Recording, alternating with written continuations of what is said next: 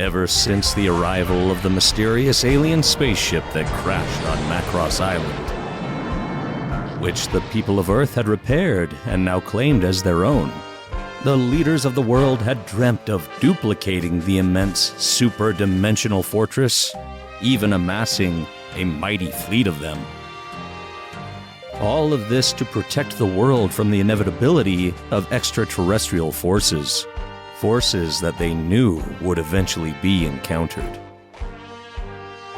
As the Earth prepared a fledgling fleet to begin this expanse into space, the crown jewel of this fleet, the SDF-1, was barely ready to begin its maiden voyage before those extraterrestrial forces, the Zentraedi, found their way to Earth and attacked, seeking to capture the ship and find the secrets within that had been denied them by Zor and the other Robotech masters. In the end, Zor's battle fortress had saved mankind from certain doom at the cost of being nearly destroyed herself.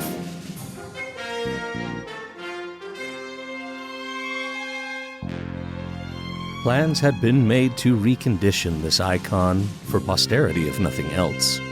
But with the world so ravaged by Dulza's fleet, there had been other priorities to attend to.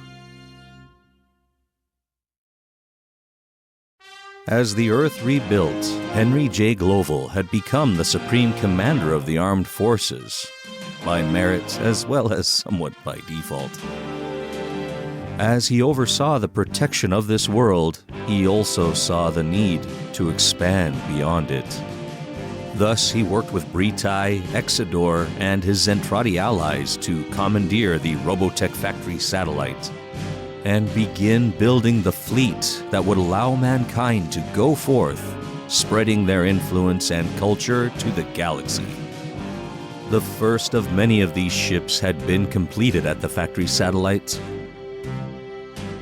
The SDF-2 was very similar to its predecessor in design and size, nearly indistinguishable at a glance. Even now, it was being prepared for arrival in New Macross City to touch down near the SDF-1 in preparation of a grand ceremony before its launch as the first colonization ship of humanity. The command module that had been serving as the headquarters for the defense forces on Earth would soon be installed in the tower of the SDF-2, as the old SDF-1 began its own reconstruction and would again take its place as the headquarters of Earth's armed forces. These plans had been kept top secret, and even Lisa, in her position coordinating the flight groups of the RDF against the continuing skirmishes with Zentraedi rebels, had not been fully briefed on the upcoming plans of Global, Exodor, and the rest. Unfortunately, she'd found herself rather distracted of late on matters a little closer to home. She hadn't been able to get over Rick's decision to let Minmei stay with him, right when it seemed like they'd finally had a chance together. It all felt like a bad joke, one where she was the punchline.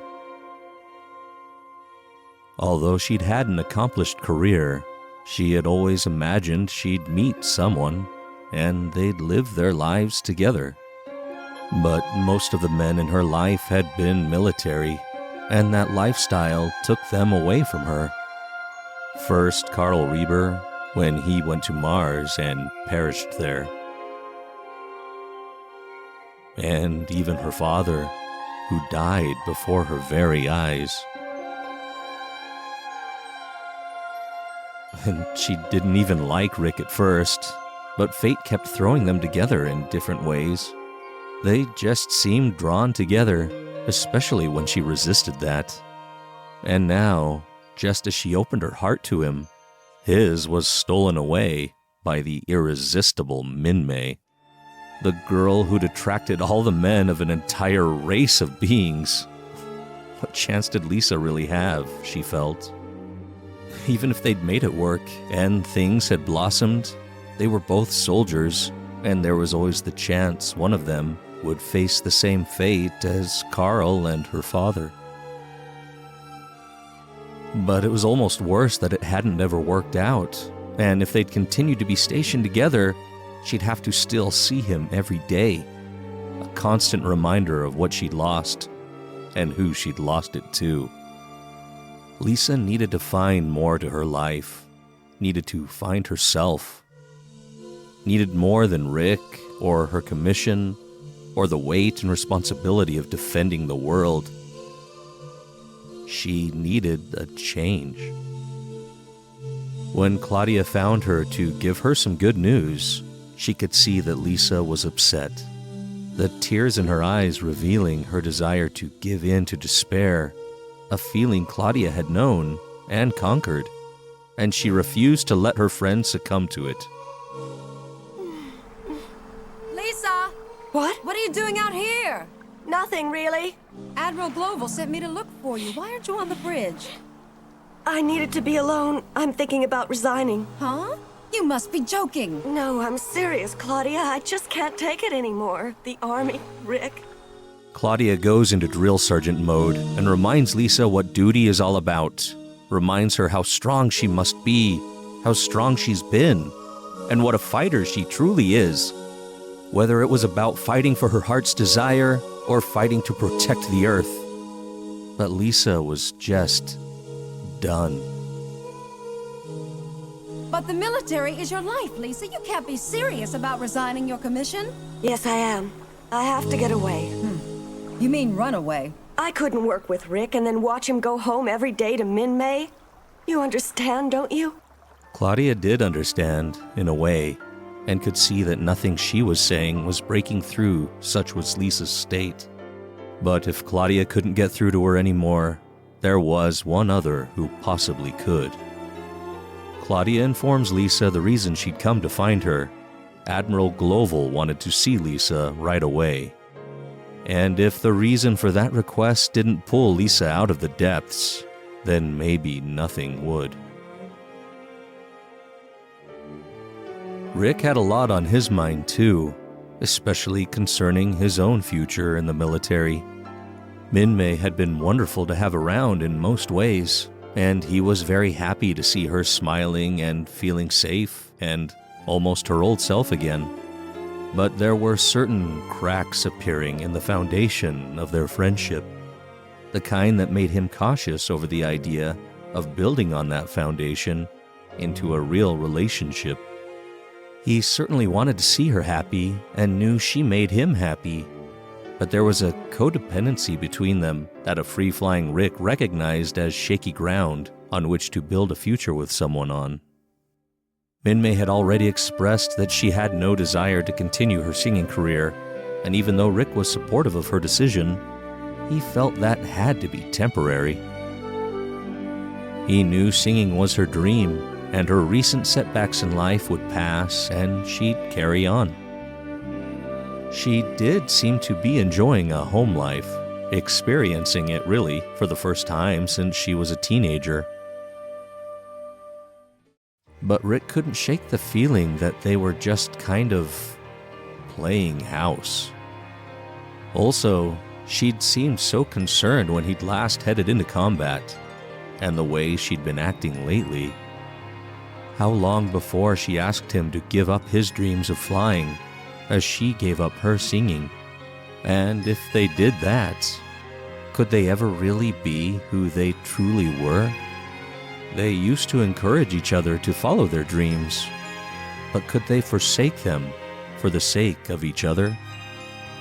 Minmei could tell Rick had a lot on his mind, and thought maybe this was a good time to tell him what had been on hers. Why is he so distant? Rick, what are you thinking about? Nothing in particular. Oh. Rick, what if you quit the army and I gave up my singing? I mean, could you be happy if we settled down and had a normal life? I don't think we could. But why not? There's so much more to life than this, and we're missing it. But so many people are depending on us, Minmei. They look for me for protection and you to give them inspiration and hope. Life sure is funny, isn't it? Nothing's turned out the way I thought it would. When we first met, I was totally caught up in romantic dreams. And some of the dreams actually came true. But not the dream I had for you and me. Oh, Rick, we still have time. Let's get married. Married? Minmei? Well, at least think about it, will ya? Yeah, I will. I'll think about it. Not long ago, it's all Rick would have ever wanted in life. But at this point, he wasn't so sure that if he had to answer now, that the answer would be yes. While our heroes wrestle with the feelings in their hearts, fighting on the battlefield of love, the Zentraedi rebels led by Chiron ignite their stolen reflex engine power converter within the grounded gunship deep within the Amazon. As the systems of the ship hum with new life, all sections glow with renewed energy, and Azonia announces that full power has now been achieved. Reflex furnaces are stable, sir. We have full power. We are ready. Good. We will leave immediately to rejoin the ROBOTECH masters. But before I leave Earth, I want to destroy the SDF-1! You can't be serious. It seemed that forsaking this pathetic planet, heading back into space to rebuild their forces along with the ROBOTECH masters themselves, would have to wait. Chiron's impatience, his need to see his foes vanquished first, now took priority. The power of this craft as it broke free from the growth that held it so stubbornly, rising into the sky with its engines roaring, was an ode to the might and glory of the Zentraedi forces. A glory Chiron aimed to reclaim with this ship. He and Grell knew from past experience that if they stayed relatively low to the ground, they could slip past the Micronian sensors and close in unseen. The range of the weapons on these ships was terrifyingly long, of course, and it wouldn't take long to achieve firing distance and end the SDF-1 and the Micronians it protected once and for all.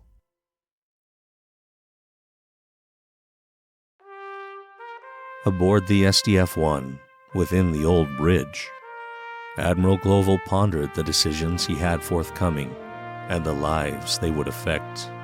It felt natural to come to such conclusions in the well-worn command chair here, a place where he'd needed to be decisive, be a leader, without ever forgetting the weight of that command and the lives entrusted to his hands. The decisions he must make this day, though, would affect not only those lives, but all the lives of humanity for generations to come. And no one would be quite as affected by it all as Lisa Hayes would be. She entered the bridge, noting she hadn't set foot inside in years, and she was surprised how comfortable it felt, and how it seemed nothing had changed, as Global gets right to business. At ease, Lisa. I have called you here for a briefing on your new assignment. I'm sorry, sir, but I can't take a new assignment. And why not? Sir, I've decided to resign. In my state of mind, I'm no good to myself or the service. Lisa had made up her mind.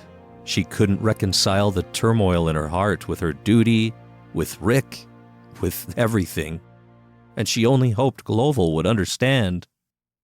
He didn't. You're talking nonsense, Captain. You can't disregard your duty because of some stupid romance. You're just going to have to grow up because I need you now more than ever before. You mean you knew? I have eyes, haven't I?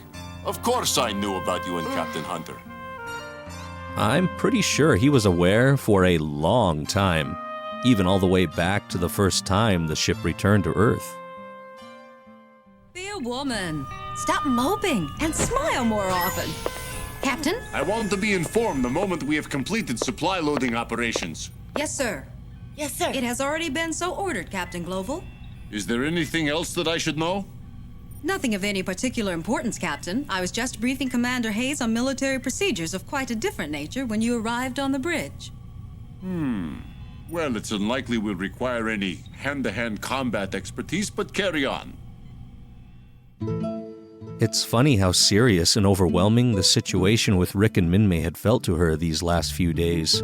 But now, hearing Global speak of it this way, she realized how utterly silly it all really was in the grand scheme. It made her feel childish in a way, but also grateful to Global and his pragmatic approach and view on the matter. He was right. Nothing Rick or Minmei could do, should, or would deter her from her own life and duty.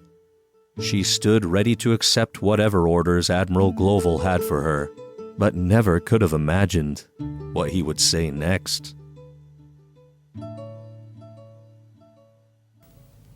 Oh, I feel like a perfect idiot. Of course my duty comes first, Admiral. What is the assignment? Good.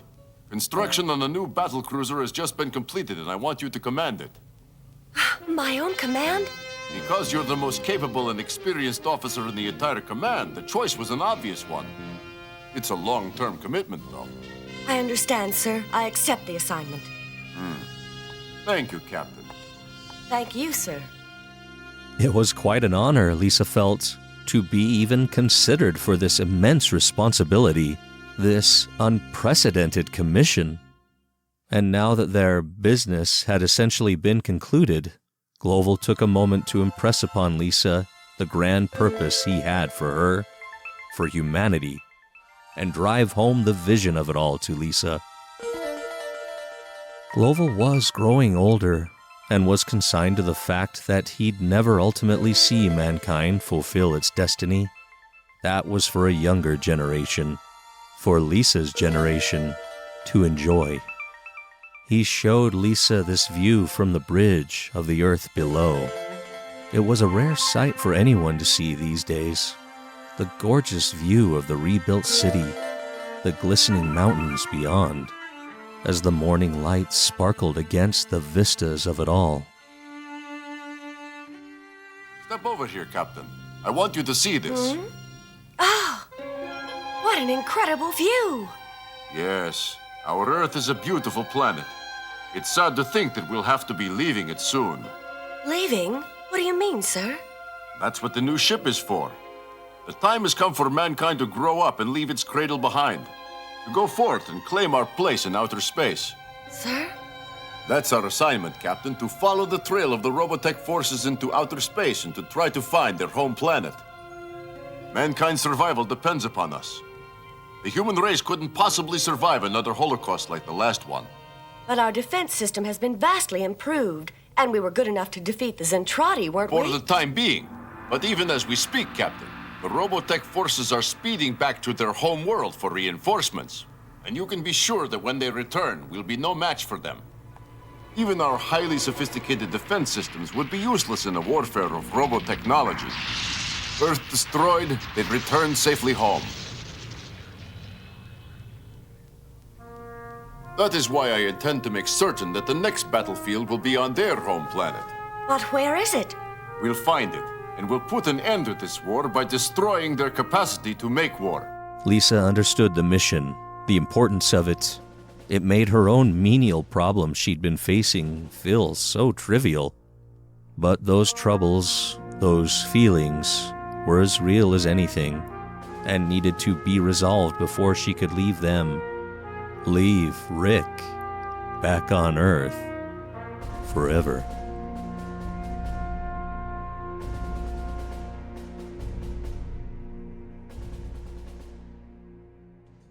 Rick's thoughts were very much in the clouds at the moment, knowing the newest generation of Veritech fighters were due for testing soon. The VF-4 Lightning was a next-level aircraft from the VF-1s, packing all the power and maneuverability of the Super Packs, all contained in an aerodynamic frame built to adapt to any environment or reach escape velocity under its own power, without the need of an atmospheric escape booster utilized by the VF-1 series. Rick could hardly wait to get his hands on it. Roy had been completely right about this Robotech stuff being so exciting. You promised my dad that as soon as the war was over, you'd come back to the air circus. Why did you go back on that promise, Roy? I really felt guilty about letting your father down. Only, this Robotech thing is so exciting, I just couldn't give it up. It just gets in your blood or something, I don't know. That had also been the first moment Rick had noticed Minmei, too. And now here she was, willing to spend her life with him, finally. But only on the condition that he gives up Robotech, gives up flying, gives up his duty to protect the world and the people who needed it, like his big brother who had been a true hero. Roy was right. Once you get this Robotech stuff in your blood, it's there to stay. How could I ever give up flying, even for Minmei? She just doesn't understand. She's beautiful and sweet, and she'd be a wonderful wife. But I can't even think about settling down now. The SDF-1 needs every available pilot. I can't quit. Lisa would understand. I'm sure she feels the same way I do. Rick! Didn't you hear the doorbell?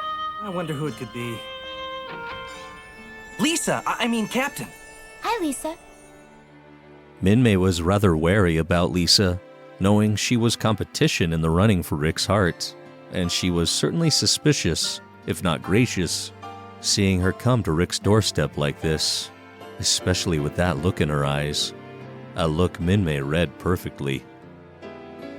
The fact that Rick had just been thinking about Lisa again, and how she knew Rick and understood him better than even Minmei ever could, certainly made her appearance here startling to Rick.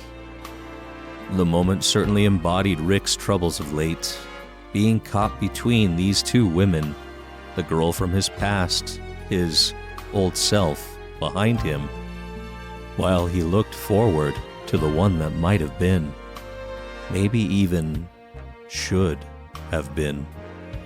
Lisa was surprised how much it hurt seeing them together in Rick's house that she even used to come and tidy up for him.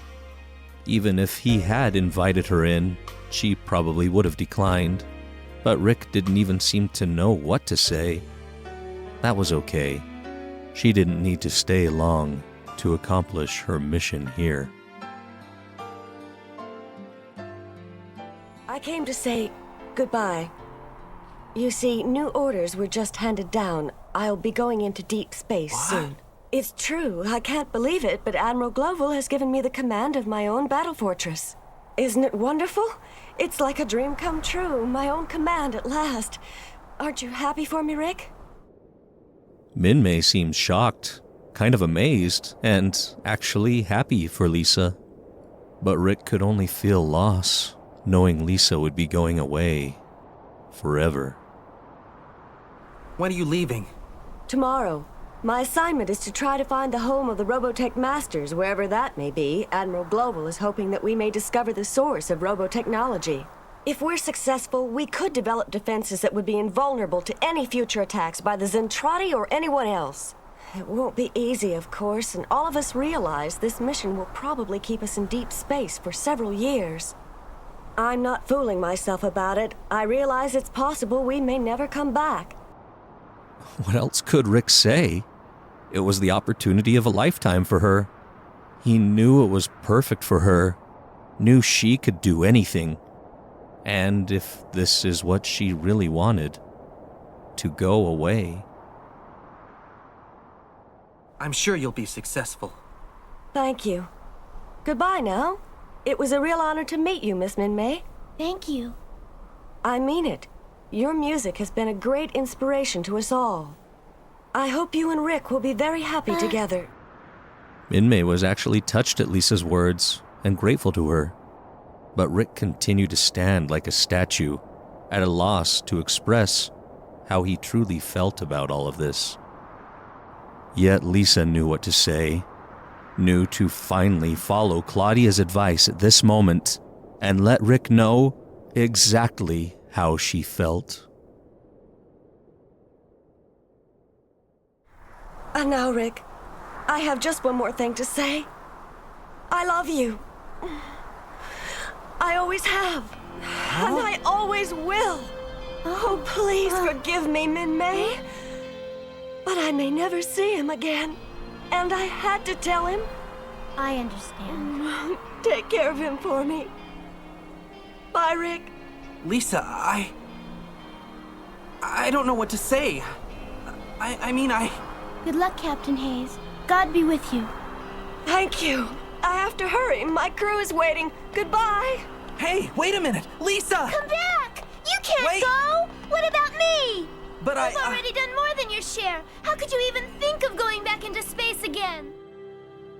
Rick didn't know how to make Minmei see, how to help her understand about flying, about his duty, and especially about Lisa. Because they need me. I need you too! Huh? What is it? Oh no! It can't be! We're under attack!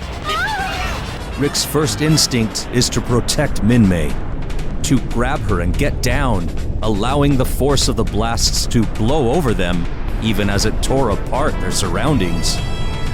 But his second instinct was to make sure Lisa hadn't been caught in the blast, make sure she was still alive. He ran after her as Minmei followed, and Chiron's final assault was just beginning.